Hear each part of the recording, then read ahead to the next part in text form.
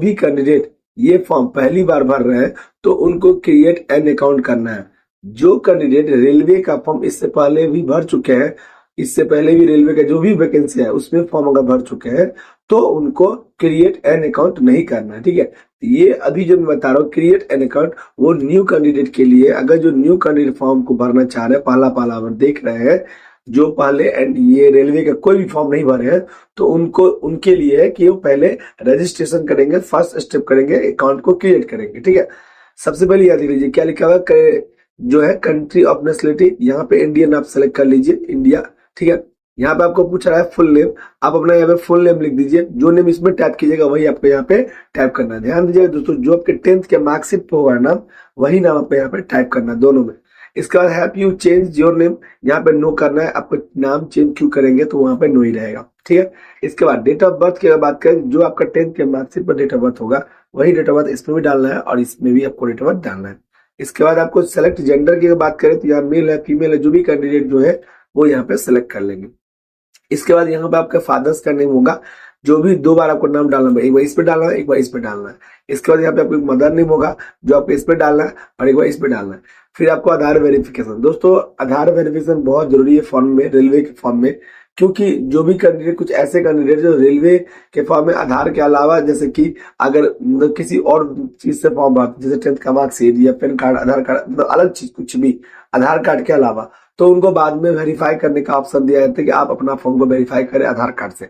ये झंझट क्यों पालिएगा दोस्तों, आप शुरू में ही आधार कार्ड से वेरिफिकेशन कीजिए। अगर किन्हीं लोगों का आधार कार्ड में गलती है, कुछ भी उनका वेरीफाई में दिक्कत हो रहा है, तो पहले आप आधार कार्ड ठीक कर लीजिए, क्योंकि अभी तो फॉर्म आया ही है।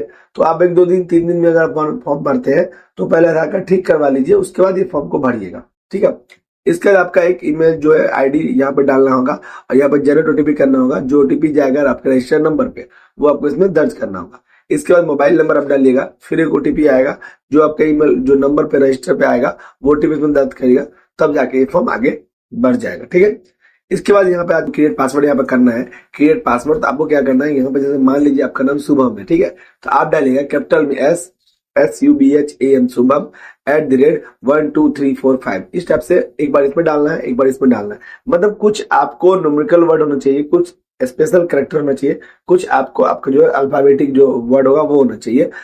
इस तीनों लगा के आपको जो है पासवर्ड को क्रिएट करना है। ठीक है, तो एक बार पासवर्ड इसमें डालना है, एक बार पासवर्ड इसमें डालना है। ठीक है, तो पासवर्ड को क्रिएट हो जाएगा। और ये कैप्चा जो नीचे यहाँ पर दिया हुआ, ये कैप्चा डाल के प्रीव्यू एंड क्रिएट अकाउंट करना है। प्रीव्यू इसलिए करना है दोस्तों कि जो भी आपने पापा का नाम, मम्मी का नाम, अपना नाम, date of birth, email ID, mobile number जो भी भरा है वो सब सही सही अपने भरा है कि नहीं, ये चीज आपको प्रीव्यू करने से दिख जाएगा। तो ये चीज गलती आपकी नहीं होगी। जैसे आप क्रिएट अकाउंट कर लीजिएगा, तो आपके नंबर पे आपका जो यूजर आईडी है, मतलब आपका ईमेल आईडी, वो आ जाएगा। आप पासवर्ड आपका जो आपने बनाया होगा, इससे आपका जो है वो लॉगिन खुल जाएगा। तो इस प्रकार से ये रेलवे का जो फॉर्म है आपका, उसका आईडी बन गया, क्रिएट अकाउंट हो गया।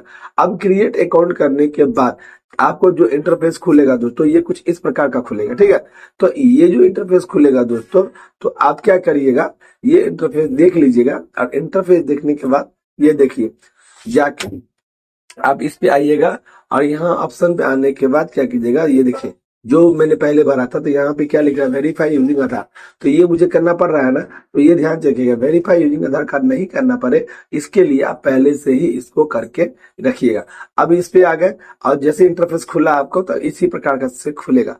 इस पे ऑनलाइन एप्लीकेशन में क्लिक कर देना। जैसे क्लिक करेगा तो यहाँ पर 2 इंस्ट्रक्शन भी चल रहा है। क्या चल रहा है, एक चल रहा है जो एनटीपीसी का भी आया है ग्रेजुएट लेवल का, तो ये आ गया एनटीपीसी ग्रेजुएट पोस्ट। और दूसरा आ गया दोस्तों पैरामेडिकल। जो कैंडिडेट पैरामेडिकल का फॉर्म भरना चाहेंगे वो यहाँ पे पैरामेडिकल सेलेक्ट करके आगे बढ़ेंगे, जो एनटीपीसी के भरेंगे वो एनटीपीसी सेलेक्ट करके आगे बढ़ेंगे। मुझे एनटीपीसी भरना, मैं एनटीपीसी पे क्लिक करूंगा। और यहाँ पे जोन है दोस्तों, आपको जिस जोन से भरना है, जिस जोन में ज्यादा वैकेंसी है, चाहे जिस जोन से आपको मन है, वो जगह आप चुन लीजिए। मान लीजिए मुझे भरना था कोलकाता से, मैंने कोलकाता जोन चुन लिया। ठीक है, ये कोलकाता हो गया। यहाँ पर हम नेक्स्ट कर देते हैं। नेक्स्ट करने का कुछ इस प्रकार का इंटरफेस खुलेगा। देखिए दोस्तों, जो कैंडिडेट पहले से फॉर्म भरे होते हैं ना, उनका ऑलरेडी जो है आपका डाटा भरा हुआ चला आता है।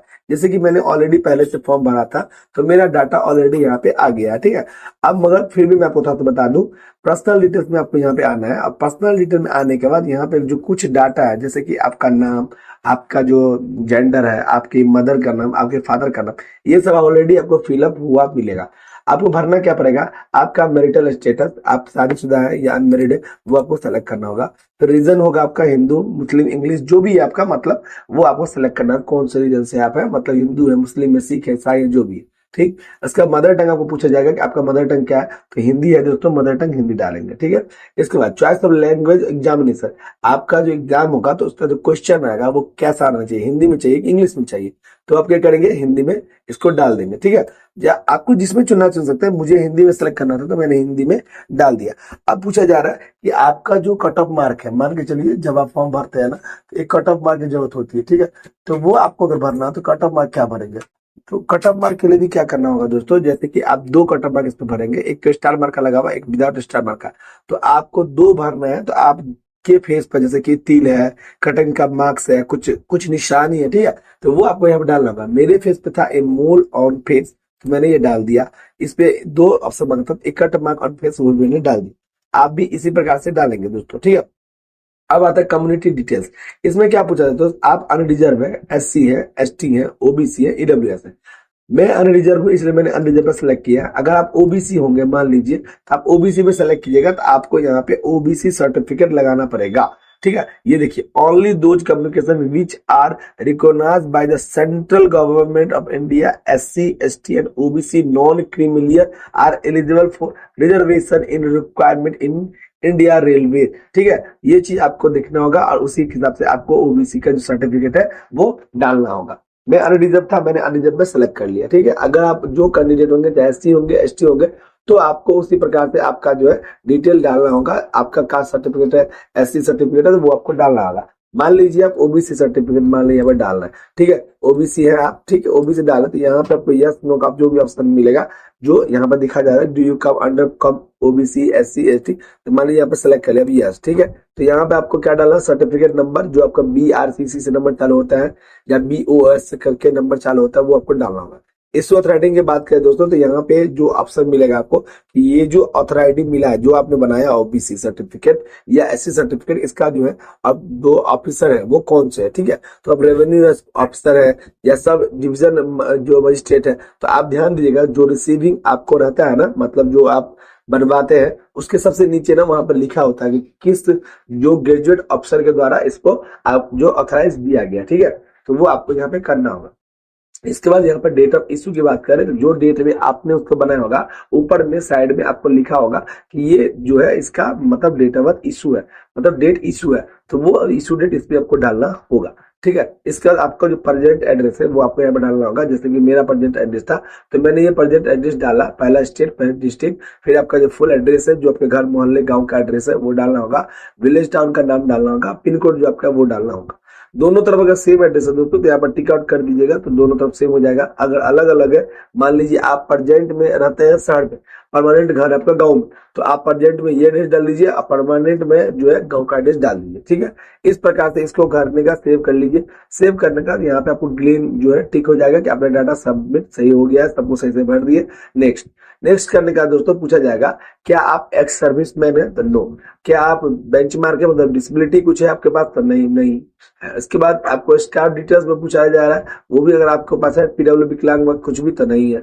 इसके बाद आपको पूछा are you EBC certificate holder, अगर आप ईबीसी सर्टिफिकेट होंगे, मतलब आप ईबीसी होंगे तो यस करेंगे, और नहीं होगा तो नो करेंगे। मैं नहीं था, मैं अनरिजर्व था, मैंने नो किया। आप अगर है तो यहाँ पे यस करेंगे। ठीक है, details of serving railway applicant, यहाँ पे क्या पूछा, are you an employ of Indian railway, क्या आप रेलवे एम्प्लॉय है, नहीं मैं नहीं हूं, तो मैं नो करूंगा। ठीक है, इसके बाद नेम ऑफ जो है करंट डिपार्टमेंट ऑर्गेनाइजेशन, ये जो पूछा जाता है यहाँ पर नोट अप्लीकेबल, क्योंकि ये मैं अभी किसी का एम्प्लॉयमेंट नहीं हूँ, इसलिए मैं नो करूंगा। इसके बाद यहाँ पर दोस्तों बैंक अकाउंट का डिटेल मांगा जा रहा है, जिसमें कि फॉर्म भरने के बाद जब मैं फर्स्ट बार एग्जाम दे दूंगा तो मुझे 500 का पेमेंट कटेगा अनरिजर्व को, तो मुझे 400 रिटर्न हो जाएगा।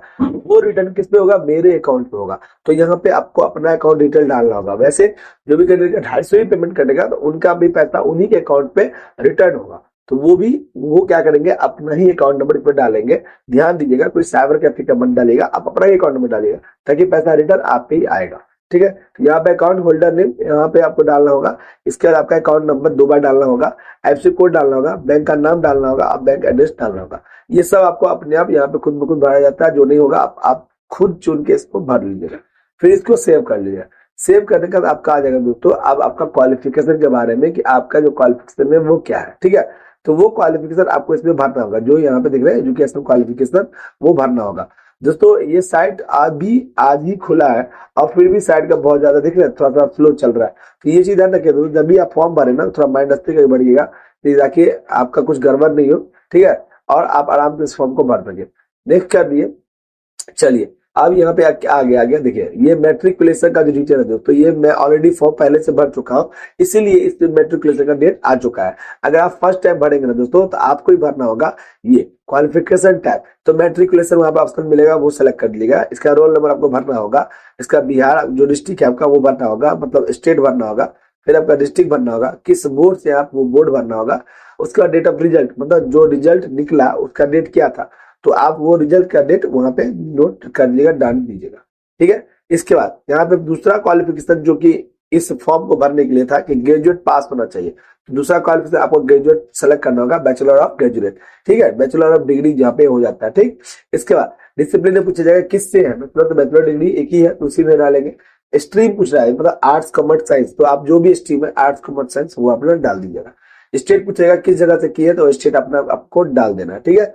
जो भी आप कैंडिडेट फॉर्म भर रहे हैं ना, तो वो अपना स्टेट डाल दीजिएगा। इसके बाद डिस्ट्रिक्ट पूछ रहा था, डिस्ट्रिक्ट जो डिस्ट्रिक्ट है आपका वो डाल दिया। जैसे यूनिवर्सिटी पूछ रहा है कि किस यूनिवर्सिटी से आप यहाँ फॉर्म भर रहे हैं, ठीक है, मतलब आपका जब पास किया ग्रेजुएशन वो किससे है, तो वो आप डाल दीजिएगा यूनिवर्सिटी का नाम, ठीक है। इसका date of result declaration, result जो डेट निकला, ठीक है, मतलब रिजल्ट जब आया तो वो कब निकला था, नीचे देखिएगा रिजल्ट के जस्ट नीचे आपको ना उसका पब्लिक का डेट लिखा होता है, तो वो आप क्या करेगा, उसका जो डेट लिखा होगा वो नीचे में यहाँ पे जो ऑप्शन मिलेगा आपको वो डाल दिएगा। जैसे कि मेरे केस में मान लीजिए मेरा 23 में पास हुआ, एक बात मैं बता रहा हूँ आपको, ठीक है, चलिए 23 में पास हुआ 2 तारीख को, तो ये मैंने डाल दिया, ठीक। इसका यहाँ पे क्या पूछ रहा है, do you have typing proficiency in English Hindi on computer. इसका मतलब होता है दोस्तों कि क्या आपके पास कंप्यूटर पर अंग्रेजी हिंदी में टाइपिंग की दक्षता है, मतलब सर्टिफिकेट है। अगर आपको यहाँ पर है तो यस करेंगे, और नहीं है तो नो कर देंगे, ठीक है। मेरा है तो मैं यस कर दूंगा, आपका नहीं है तो यहाँ पे आप नो कर दोगे, ठीक है। मेरा नहीं था तो मैं नो कर देता एक बार, ठीक है, मैं समझाने के लिए बता रहा हूँ दोस्तों, ठीक है। चलिए ये हो गया, इसको ऐड कर दीजिए, जैसे कि मैंने नीचे ऐड किया तो क्या हो गया, आपका 2 क्वालिफिकेशन यहाँ पे ऐड हो गया, चाहे मैट्रिक का हो चाहे ग्रेजुएशन का हो। चलिए इसके बाद नेक्स्ट कर देंगे। नेक्स्ट करने के बाद आपको क्या करना, आपका फोटो और सिग्नेचर वाले ऑप्शन पे आप चलिएगा, ठीक है। और यहाँ पे आने के बाद आपको दोस्तों बीच में एक जगह शायद आ सकता है कि आपको मैट्रिक का मार्कशीट भी अपलोड करने का ऑप्शन मिलेगा, ठीक है। तो वो आपको मैट्रिक का मार्कशीट जो है वो आप अपलोड कर दीजिएगा, ठीक। इसके बाद आप जाते हैं फोटो और सिग्नेचर में। फोटो सिग्नेचर का दोस्तों मैं वीडियो बना के डाल दूंगा वेबसाइट पे कि कैसे अपलोड करेंगे, वो आप देख के कर सकते हैं। वैसे जो अभी इसका नोटिस है वो आपको बता देता हूँ। आपको फोटो डालना है, यहाँ पे जो लिखा हुआ है कि पासपोर्ट साइज फोटो डालना चाहिए, व्हाइट बैकग्राउंड में होना चाहिए फोटो, और फोटो एकदम क्लियर होना चाहिए। और केबी की बात करें तो 30 केबी से 70 केबी के अंदर होना चाहिए। और फोटो का जो साइज है, ठीक है, पिक्सल में बात करें तो 320 इंटू 240 ये इसका पिक्सल साइज है। और इसको जो फोटो चाहिए वो जेपीजी या जेपीईजी फॉर्मेट में फोटो चाहिए। दोस्तों इतना आसान नहीं है इसका फोटो से अपलोड करना, क्योंकि आप जब मेरे वीडियो को देखिएगा और सारा वीडियो पुराना भी देखिएगा तो बहुत ज्यादा मुश्किल हो जाता है थोड़ा सा, बट फिर भी आप 1-2 बार देखिए तो समझ में आ जाएगा कैसे फोटो को अपलोड करना है, कैसे सिग्नेचर को अपलोड करना है। सिग्नेचर का भी सेम प्रोसेस होता है, व्हाइट बैकग्राउंड होना चाहिए, सादा पेज पे होना चाहिए, फोटो एकदम क्लीन होना चाहिए, ठीक है, जेपीजी फॉर्मेट में होना चाहिए। और इसका जो है ब्लू या ब्लैक पेज आप कर सकते हैं। और साइज की बात करें तो 50 mm से 20 mm तक आपका सिग्नेचर होना चाहिए, और 30 केबी से 70 केबी के अंदर होना चाहिए, ठीक है। तो इस प्रकार से फोटो सिग्नेचर आपको अपलोड करने का प्रोसेस मैंने बता दिया। इसके बाद क्या करेंगे, इसको नेक्स्ट कर देंगे।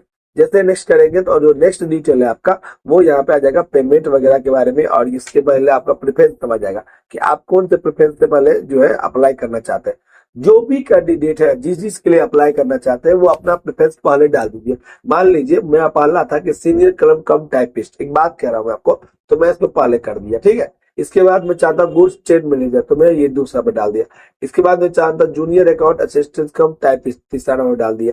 तो आपको एक एक करके सेलेक्ट करना होगा, जो जो आपको पहले चाहिए वो डाल दीजिए, जो नहीं चाहिए वो नीचे से चलता जाएगा, ठीक है। ये मान के चलो आप जॉब पास होते क्वालिफाई होते तो पहले जो ऑप्शन होगा उस पर मिलेगा, उसके बाद फिर इस पे इस टाइप से आपका नीचे आता रहेगा, ठीक है। तो वो एक एक करके आपको क्या करना, सेलेक्ट कर देना, ताकि आपका जो है कुछ छूटे ना। सबको कर दीजिएगा दोस्तों, कोई दिक्कत नहीं है, आराम से भर दीजिए, ठीक है। ये कर दिए, सब आपका सेलेक्ट हो गया। फिर पोस्ट प्रेफरेंस यहाँ पे ये कर दिए, चलिए, ये करने के बाद यहाँ पे सेलेक्ट कर दीजिए, यहाँ पे डिक्लेयर कर दीजिए। आप ये सब कुछ कंप्लीट कर दिए। जिस डिस्ट्रिक्ट जिस जगह से आप फॉर्म भर रहे हैं वो आप अपना सेलेक्ट कर लीजिएगा, ठीक है। वहां पैलेस का नाम अपना लिख दीजिएगा और ये सब करने का आपको प्रीव्यू करने का ऑप्शन देगा। प्रीव्यू कर लीजिएगा दोस्तों। प्रीव्यू करने के बाद आपको आएगा पेमेंट करने का ऑप्शन, ठीक है। ये जो है प्रीव्यू दोस्तों, ये प्रीव्यू दिखाएगा आपको कि प्रीव्यू में आपका नाम ये है, आपका पता ये है, एड्रेस ये वैकेंसी है, आपने किस चीज के लिए यस किया, किस चीज के लिए नो किया, सब कुछ दिखाएगा आपको, टोटल चीज दिखाएगा। तो ये प्रीव्यू में दोस्तों आप ध्यान रखिए कुछ गलती नहीं हो, इसलिए आप इस प्रीव्यू को अच्छे से देख लीजिएगा ताकि एक भी चीज मिस्टेक नहीं हो आपका, आप अच्छा से फॉर्म को भर सके, ठीक है। ये सब चीज अगर कुछ गलती हुआ दोस्तों तो विदाउट पेमेंट, जब तक पेमेंट आपने नहीं किया इसको एडिट कर सकते हैं। यहाँ पे जो एडिट ऑप्शन है, ठीक है। अगर आपने पेमेंट कर दिया तो इसको एडिट नहीं कर सकते हैं, ठीक है। तो ध्यान रहे आपको एडिट का इंतजार करना होगा, मगर जब आप फॉर्म भरते हैं दोस्तों तो आप हड़बड़ा के पेमेंट मत कीजिए। आप पहले पहले भर लीजिए, किसी को दिखा दीजिए कि मैंने ये फॉर्म भरा, सब सही है कि नहीं। जब सब कुछ सही होगा तब जाके आप इसको फाइनल सबमिट कर लीजिए, ज्यादा अच्छा रहेगा। ये मेरा अपना ओपिनियन है, ठीक है। ये कर लिए, ये सब करने के बाद इसको सबमिट कर देते, ठीक है। सबमिट जैसे करेंगे तो यहाँ पे पेमेंट का ऑप्शन आ जाएगा और पेमेंट करने के बाद क्या होगा, जो क्या लिखा application will not able to make any correction in the application after submission, ठीक है। ये जैसे करेंगे तो ये करने के बाद आपको जो पेमेंट करने का होगा वो आपको आ जाएगा और आप पेमेंट आराम से कर सकते हैं, ठीक है। तो इस प्रकार से दोस्तों आपको वीडियो अच्छा लगा तो लाइक सब्सक्राइब कमेंट जरूर कीजिएगा ताकि आपको इस प्रकार का जो भी नोटिफिकेशन हो, जो भी वीडियो फॉर्म कैसे भरेंगे वो मैं आपको बताता रहूं। वीडियो अच्छा लगा दोस्तों सब्सक्राइब करके जाइएगा। Thank you.